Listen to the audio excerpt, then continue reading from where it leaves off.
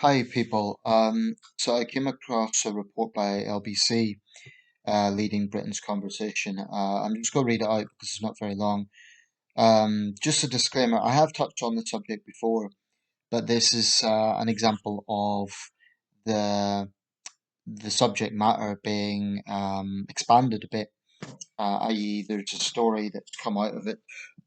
So when I make videos on something that I've covered before, it tends to be because there's been an update or there's another angle to look at. And so on. So, without further ado, I'll just read this out and then offer my take on it. Tory MP doubles down on claim white privilege is an extremist ideology. And the report is by Elizabeth uh, Haig, that's Haigh, Haig. Hope I pronounced the name correctly. Anyway, a Conservative MP has defended comments he made describing the phrase white privilege as racist and calling for teachers who use it to be reported to the government's counter-terror programme. Stoke-on-Trent MP Jonathan Gullis made the comments at the Conservative Party conference. He told listeners at an event organised by the Conservative Friends of Education group, the term white privilege is an extremist term. It should be reported to prevent because it is an extremist ideology. He added, it's racist to actually suggest everyone who's white somehow is riddled with privilege. So I hope that will be reported. I hope that will be looked into. Any teacher who's perpetuated in the classroom ultimately should face a disciplinary hearing at the very least. Mr. Gullis went on to say the term is not appropriate for the classroom. Following backlash he received over the comments, he also received a lot of support, incidentally. Mr. Gullis posted on Facebook that lefty Labour Twitter is in meltdown. He wrote, I would urge any left woke warrior to visit Stoke-on-Trent North, Kidsgrove and Talca, that's a suburb of the Potteries, I'm not sure how that's pronounced, and try and tell the people there that they're somehow privileged. I suspect they wouldn't like the response that they get. White privilege refers to the concept. Some of the grammar in this report is a bit off. White privilege should be refers to the concept that someone who is white benefits from inherent advantages in society compared to someone who's not. Claudia Webb MP, who's black, says Tory MP threatened to call the police on anyone using the phrase white privilege. Unwittingly, the said Tory MP encapsulates white privilege with a nice bit of casual racism there from that MP. According to the Independent, at the same time, at the same event, the MP called for Labour supporting teachers who criticised the government to be sacked. He said of teachers who voice negative opinions of the party to students, it's absolutely disgusting. We need to start sacking people who are pushing the political ideology. The Home Office's Prevent programme was set up to counter terrorist extremism. Labour MP for Leicester East, Claudia Webb. Yeah, that's what I've just referred to. Anyway, yeah, that's the report. Okay, let me just roll this back a little bit. Firstly, let me get to what he is proposing for teachers to be reported to prevent. I think that's a bit of hyperbole. I think that that should be for terrorist activity. Um, and I think that probably isn't the most pragmatic move. Um, I understand his frustration, and I loathe the term. I do think it is a racist term. I'll come to that in a minute. But reporting to teachers to prevent is a bit of an escalation. I think it's inappropriate for the classroom. I agree with that. I think probably a verbal warning should suffice. But reporting them to prevent, I think that's a bit unnecessary. Um, because otherwise it opens a can of worms whereby, anyone who says anything objectionable gets reported to prevent. So, he needs to step back a little bit on that claim. Apparently, he's doubling down. I think he should double down in attacking the term. Um, and it's refreshing to see someone in a position of power who is. Claudia Webb's comment, incidentally, I don't know what privilege she thinks he has, but she doesn't. They're both MPs, they're both elected, they'll be on exactly the same salary. Um, and for her to say that he's exhibiting white privilege, I don't know where she's getting that from. What, because he's voicing his opinion? Well, I can think of a lot of anecdotes. One that comes to mind is the man who was jailed recently, jailed for 8 weeks for using a racist term against a black footballer. Now, um, the wildlife campaigner, TV presenter Chris Packham, has just suffered an arson attack outside his property in the countryside. And apparently nothing could be done against the trolls and the abuse that he's received for his environmentalism. Um, I don't know who's done that, but that's awful, an arson attack against the man's property. But nothing could be done. Now he's a white TV presenter, and I'm sure he would be the last person to emphasize that. But why is it that a black footballer is protected in a way that others aren't? Now, the arson incident's nothing to do with race. But I could say that there are Black Lives Matter activists who've used made blatantly racist comments. Nothing happens to them. So if we're going to get to the point of jailing people for having controversial or making insulting comments, that's going to be a lot of people in jail. A lot of people. Um, so yeah, that concerns me. But in terms of, yeah, I think reporting to teachers to prevent is a bit of an escalation. I don't think he needed to say that. I think he's right to condemn the term. And I personally have nothing but contempt for the hypocrisy of woke ideologues. Now, just to quantify that term woke, that's an ideological term. That's not a demographic, okay? Yeah, maybe they fit into a certain stereotype. They tend to be metropolitan type people, but whatever, it's an ideology. That's a bit like insulting someone as a socialist or insulting someone as a conservative. So when I say woke ideologue, that's exactly what it is. It's not attacking them for the color of their skin or their gender or anything like that. Therefore, I think it's fair game.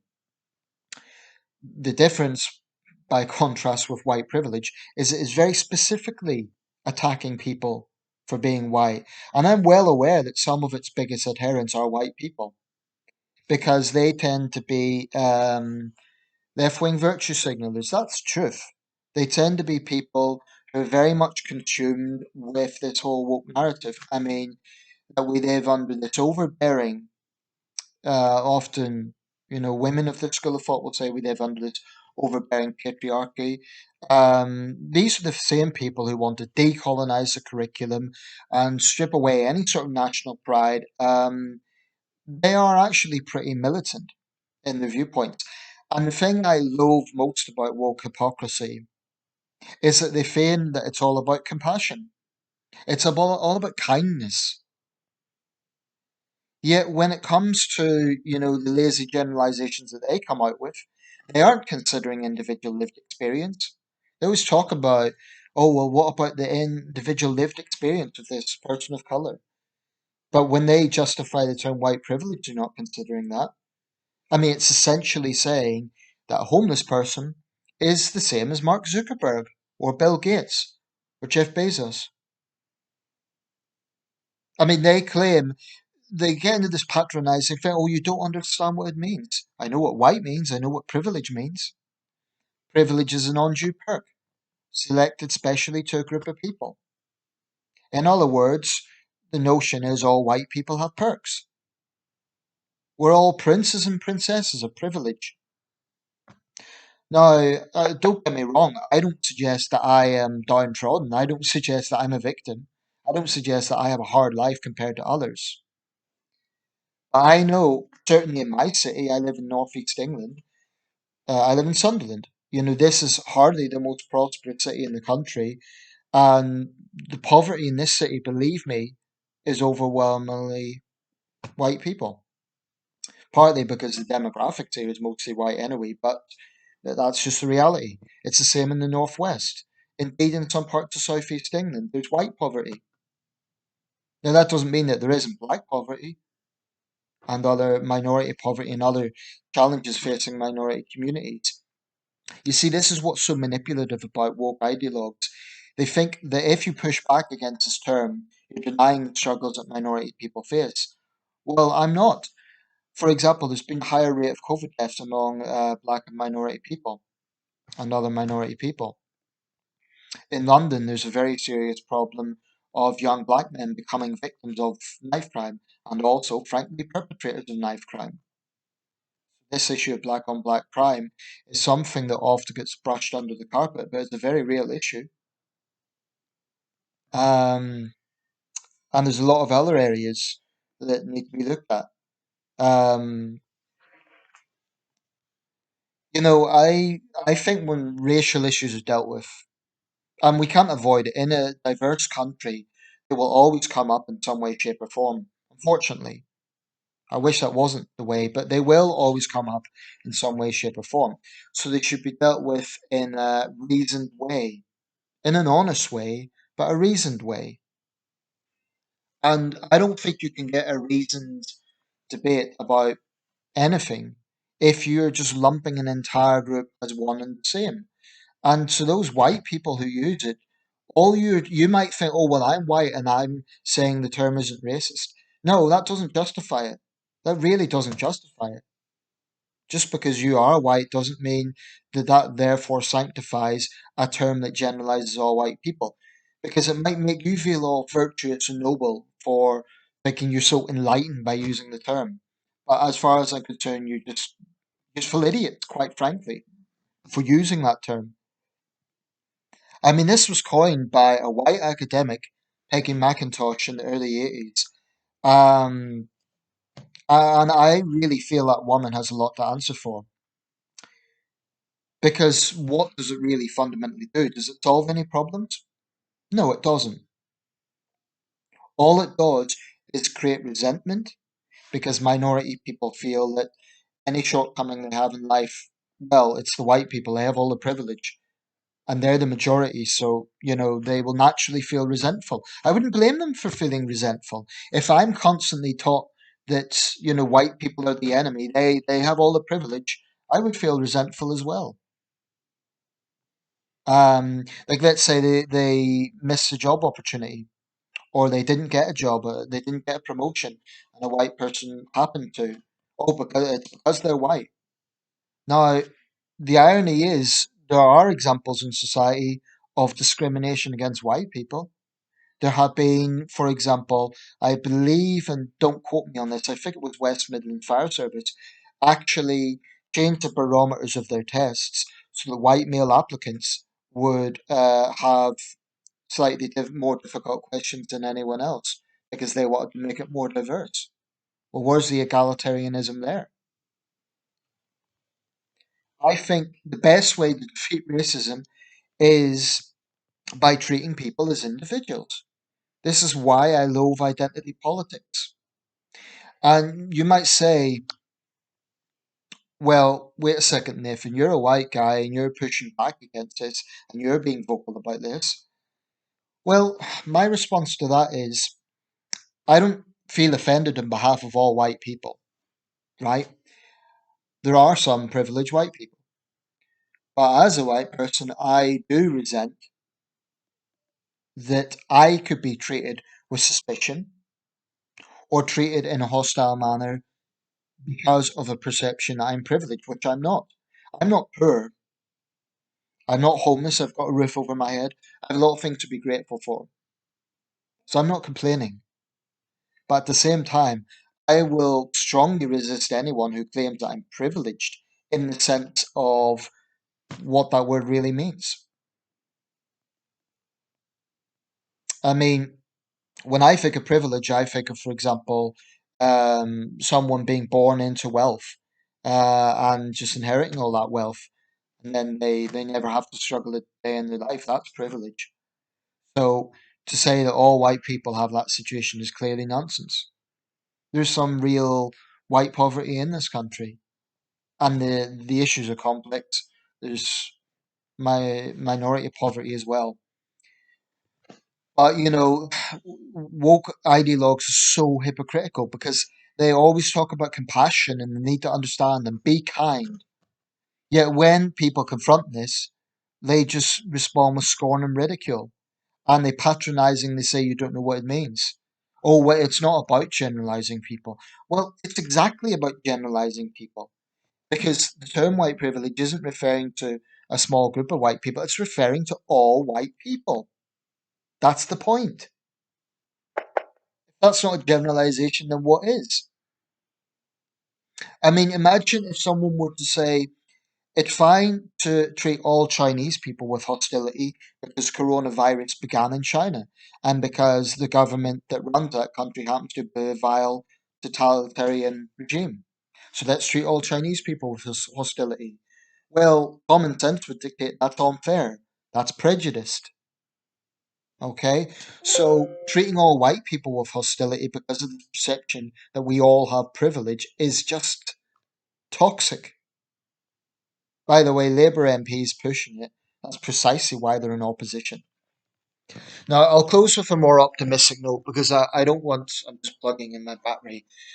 I don't want this to just sound like a rant. The fact that this MP has spoken up is good. Of course, he'll receive blowback. Excuse me. Just get my face in the camera there. Of course, he'll receive blowback. I mean, there's plenty of areas to criticise the Tories, and I think certainly a lot of that white poverty I mentioned is a result of Tory policies. So, he needs to look at that as well and not be too, um, well, he's a Tory MP, of course he's going to defend his party. You know, People could point to Tory cuts in public services, but this gets back to why Labour is unelectable. Instead of keeping to those sort of bread and butter issues like criticizing Tory cuts, that's good Labour policy. It's what you would sort of expect from traditional Labour. Okay, criticizing a Conservative government making cuts to public services. But no, Labour has to lap up this identity politics. They need to push obnoxious terms like white privilege and think that's acceptable.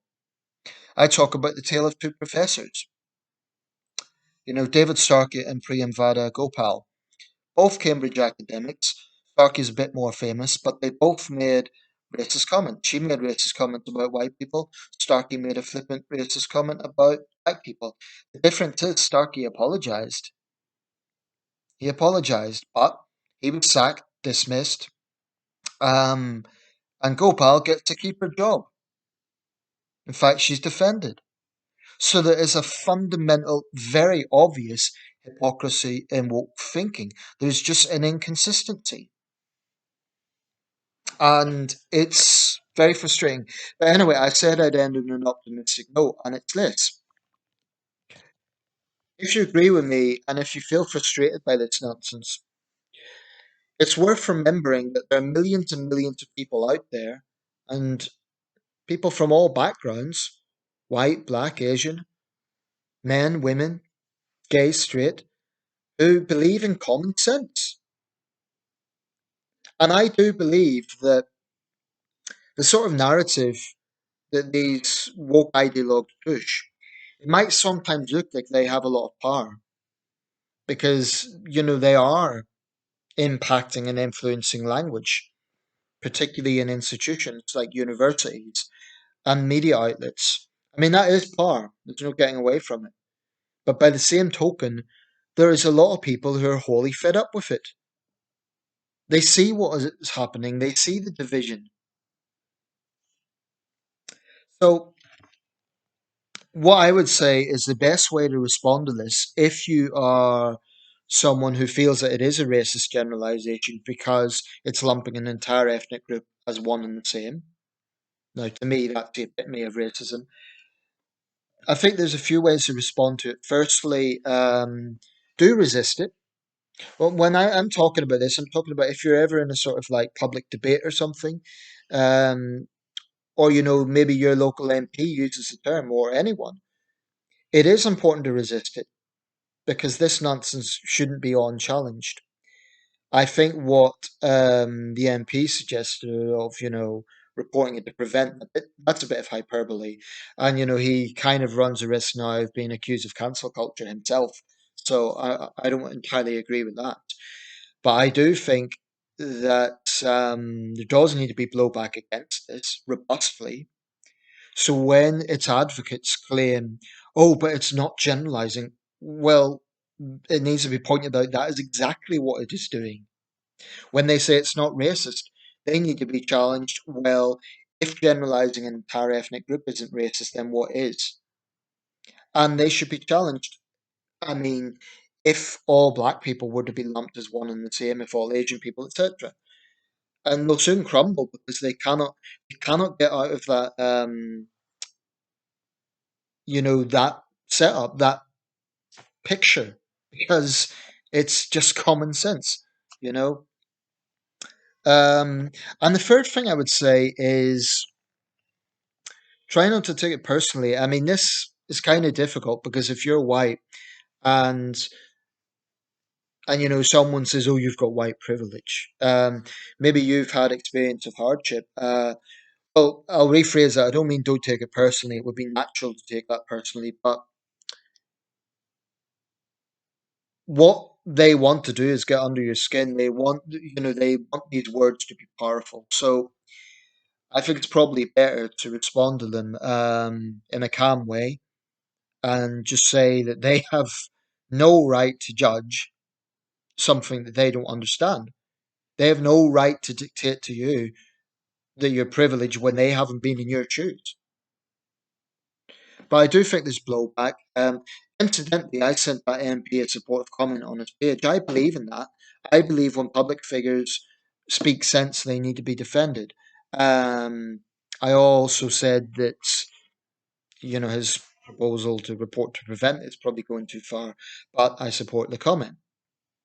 So when public figures do talk common sense, they need to be defended because there needs to be, the silent majority has to prevail. Um, I just think it's very sad. I mean, in this country, we don't have the same racial tensions as the United States, thank goodness. And it's not quite as much as of a powder keg as it is over there. But there are some left wing academics who would dearly, dearly like that to come over here. And it already has to some extent. I mean, they would dearly, it's already happening in universities. Young people are being indoctrinated with this nonsense. This doesn't mean all young people are woke ideologues. They're not. There's plenty of young people. It's one misconception that's actually often made that all millennials think alike. Well, that's also a generalization. They don't. There's plenty of young people who use common sense and reason and don't think like this. Um, I'm going to wrap this up, but I just think that we have to speak up for common sense. And a racist generalization doesn't help anyone. It doesn't help black people who are struggling. It certainly doesn't help white people who are struggling because it only makes them get defensive and resentful. It breeds suspicion and division, mistrust, mutual mistrust, and it's toxic. I feel the same way to a lesser extent about the term mansplaining. Like, if a man has an opinion, then he's somehow dominating. Um,